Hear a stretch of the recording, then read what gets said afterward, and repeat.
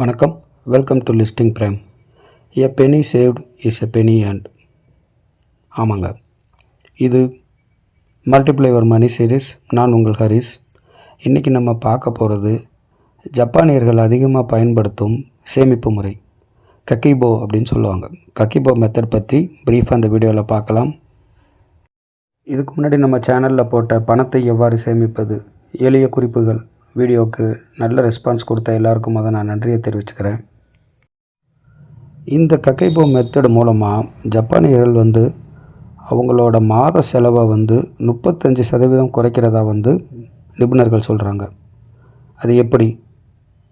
கக்கிபோங்கிறது வேறு ஒன்றும் இல்லை, வெறும் கையினால் எழுதப்படும் ஒரு கணக்கு நோட்டு, அவ்வளோதான். கையினால் எழுதப்படும் ஒரு லெஜர் அப்படின்னு கூட வச்சுக்கலாம். எவ்வளவோ ஆப்ஸ் எவ்வளவோ சாஃப்ட்வேர் இருந்தாலும் எதையும் நம்பாமல் கையில் மட்டும் எழுதணும். அது ஏன் அப்படி கையில் எழுதுகிறாங்கங்கிறது இந்த வீடியோவோட எண்டில் சொல்கிறேன். இந்த மெத்தடோட மெயின் கான்செப்டே என்னென்னா, உங்களை நீங்களே ஒரு 4 கேள்வி கேட்டுக்கணும். அந்த கேள்வி என்னென்னா, என்கிட்ட எவ்வளோ பணம் இருக்குது, நான் எவ்வளோ சேமிக்க விரும்புகிறேன், நான் எவ்வளோ செலவு பண்ணுறேன், எப்படி நான் இதை இன்னும் கொஞ்சம் மேன்மைப்படுத்துறது. இவ்வளவு தான் 4 விஷயங்கள். இந்த 4 விஷயங்களை நம்ம தெரிஞ்சுக்கிட்டாலே நம்மளோட செலவுகளை குறைச்சி சேவிங்ஸை கூட்டலாங்கிறது தான் இந்த கான்செப்ட். கக்கிபோ மெத்தட் படி ஜாப்பனீஸ் என்ன பண்ணுவாங்கன்னா, 2 நோட்டு மெயின்டைன் பண்ணுவாங்க. ஒரு பெரிய நோட்டும் ஒரு சின்ன நோட்டும். பெரிய நோட்டில் எல்லா கணக்கு, அதாவது வரவுகள் அண்டு செலவுகளை எழுதிக்கிட்டே இருப்பாங்க. அந்த சின்ன நோட்டு எதுக்காகனா, சப்போஸ் நம்ம வெளியே போகிறோம்னா ஒரு சின்ன செலவோ சின்ன வரவோ கூட மிஸ் ஆகிடக்கூடாதுங்கிறக்காக அந்த சின்ன நோட்டில் எழுதிட்டு அதை பெரிய நோட்டில் டெய்லி டாக்குமெண்ட் பண்ணிடுவாங்க. அப்படி யூஸ் பண்ணுற அந்த நோட்டில் அவங்க என்ன பண்ணுவாங்கன்னா, அவங்களோட மந்த்லி வருமானம், சிலர் சேலரிடாக இருப்பாங்க, சேலரினா ஒரு வருமானம் தான். சிலர் பிஸ்னஸில் இருப்பாங்க, சேலரிடாக இருக்கவங்களும் ஏதோ பேசிவ் இன்கம் வச்சுருக்கலாம். அப்படிங்கிறப்போ உங்களுக்கு ஒரு பல வகை இன்கம் வரலாம், வாடகை வருமானம் வரலாம், எதுனாலும் சரி. உங்களோட இன்கம் அந்த மாதம் என்னென்ன வரப்போகுது அப்படிங்கிறத 1ஆம் தேதி எழுதி வச்சுருது. மோஸ்ட்லி நிறைய பேருக்கு ஃபிக்ஸட் வருமானம் தான் இருக்கும். வேரியபிள் வருமானம் இருந்தாலும் அதையும் டாக்குமெண்ட் பண்ணிக்கலாம். அடுத்தது செலவுகள். செலவுகளை எப்படி நம்ம டாக்குமெண்ட் பண்ணுங்கிறதுக்கு அவங்க ஒரு அட்டகாசமான மெத்தட் வச்சுருக்காங்க. நம்மளோட செலவுகளை 4 வகையாக பிரிக்க சொல்கிறாங்க.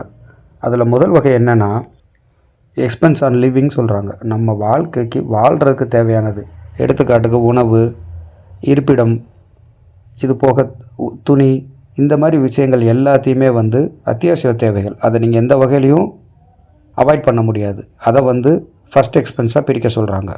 2வது வகையாக பார்த்தீங்கன்னா, கல்ச்சர் அண்ட் எஜுகேஷன். உங்களுக்கு தேவையான எஜுகேஷனுக்கு தேவையான செலவுகளோ, இல்லை நாமே மேம்படுத்தி கொள்வதற்காக நம்ம போகிற ஒரு கோர்ஸோட செலவோ, இது எல்லாத்தையுமே பார்த்தீங்கன்னா இந்த 2வது கேட்டகரியில் பிரிக்க சொல்கிறாங்க. 3வது கேட்டகரி என்டர்டெயின்மெண்ட். நீங்கள் உங்களோட கேளிக்கைக்காக செய்யக்கூடிய எல்லாமே, டூர் போகிறதோ, ட்ராவல் பண்ணுறதோ, வெளியில் போய் ஃபுட்டு சாப்பிட்றதோ, இது எல்லாமே அந்த என்டர்டெயின்மெண்ட் கேட்டகரிக்குள்ளே கொண்டு வராங்க. இந்த வீடியோவை பார்த்துக்கிட்டு இருக்க லேடிஸ்க்கு மட்டும் ஒரு குறிப்பு, இந்த என்டர்டெயின்மெண்ட் கேட்டகரியில் தான் யூஸ் பண்ணுற காஸ்மெட்டிக்ஸு, லிப்ஸ்டிக்ஸு, அந்த மாதிரி ஐட்டங்களையும் சேர்த்து கொண்டு வராங்க. 4வது கேட்டகரியாக அதர்ஸ்னு ஒன்று சொல்கிறாங்க. இது என்னென்னா, இந்த மேலே 3ல் அடங்காத எல்லா செலவுகளையும் இந்த 4வது லிஸ்ட்டில் எழுதி வச்சுக்கிற போகிறீங்க, அவ்வளோதான்.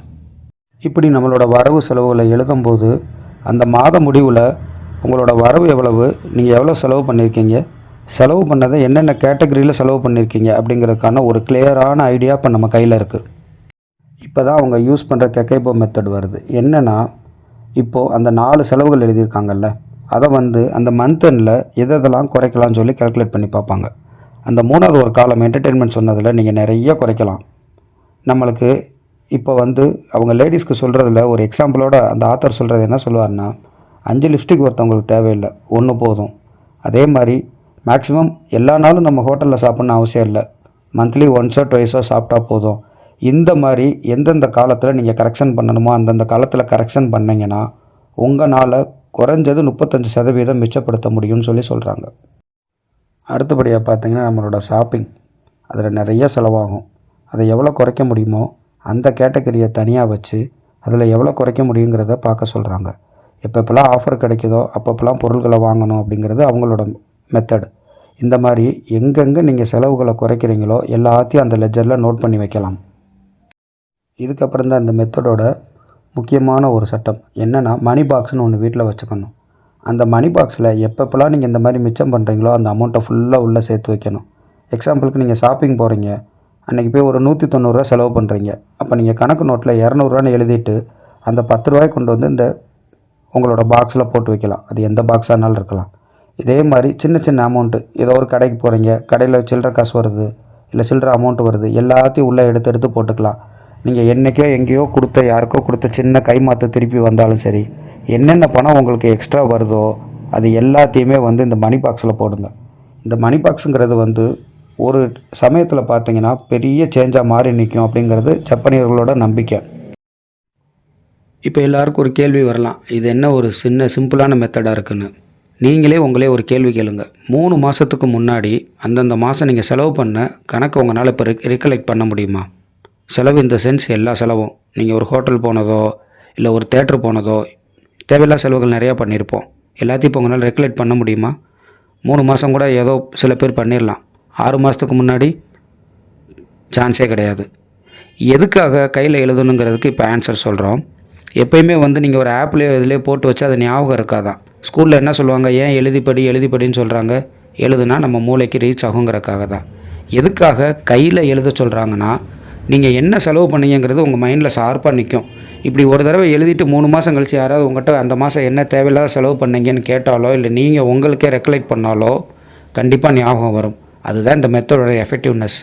இந்த மெத்தடை வந்து நம்ம கேள்வி கேட்டு இதெல்லாம் ஒரு மெத்தடா, இதெல்லாம் ரொம்ப சிம்பிளாக இருக்குது அப்படின்னு பண்ணுறத விட 1 மாதமோ 2 மாதமோ ட்ரை பண்ணி பார்க்கலாம். ரிசல்ட் நல்லா இருந்தால் ஃபாலோ பண்ண போகிறீங்க, நல்லா இல்லைன்னா விட்டுற போகிறீங்க. சேமிப்பும் ஒரு போதை. அதுக்கு அடிமை ஆகிட்டோம்னா நல்ல சேஞ்சஸ் கிடைக்கும். அடிமை ஆகிறது கஷ்டம். அந்த போதைக்கு நீங்கள் பழகிட்டீங்கன்னா அது பெரிய மாறுதலை தருங்கிறதுக்கு தான் இந்த method. Happy savings. Thank you very much.